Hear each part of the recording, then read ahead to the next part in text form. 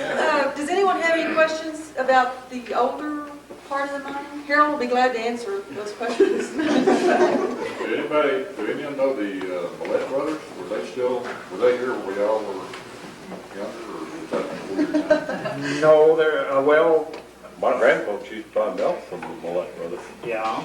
Do they have anything to do with Our property up there where I am was bought from the Mallettes. From Warren and Vet Mallette. They were in Las Vegas, New Mexico at that time. And Mrs. Hermas, the girl, the daughter of George Mallette. What was the Mallette and Bobcat? George Mallette.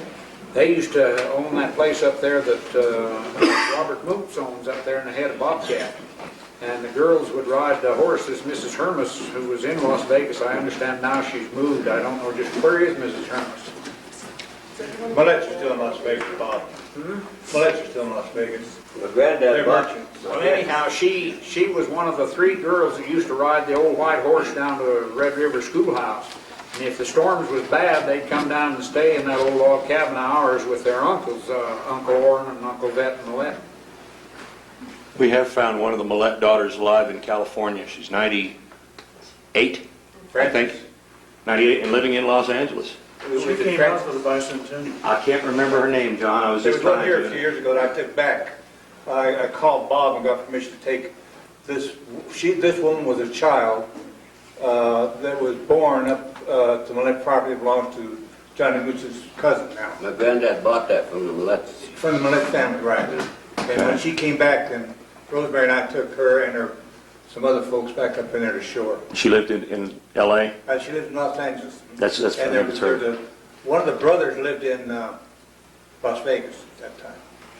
And his son still has a mercantile business in Las Vegas. They've come up to visit within the last 3 months, 6 months. I'm bad track of time, but yeah, they've come up and they're interested in the Centennial, and Okay, good. we're trying to. There's also a distant cousin or a niece, I think, living in Albuquerque, who's coming up to visit here in the next month or so. And that's how we found out that the daughter was still alive in L.A. and supposedly still very lucid and has a lot of memorabilia and photos and stuff.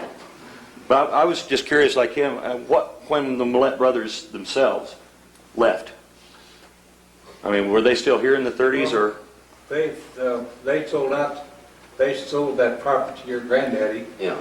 about just before World War I, didn't they, John? Oh, yeah. Before that, I think.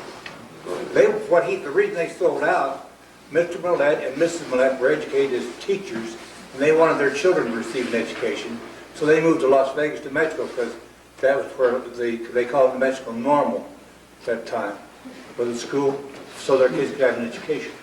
That was their primary reason for it. Okay.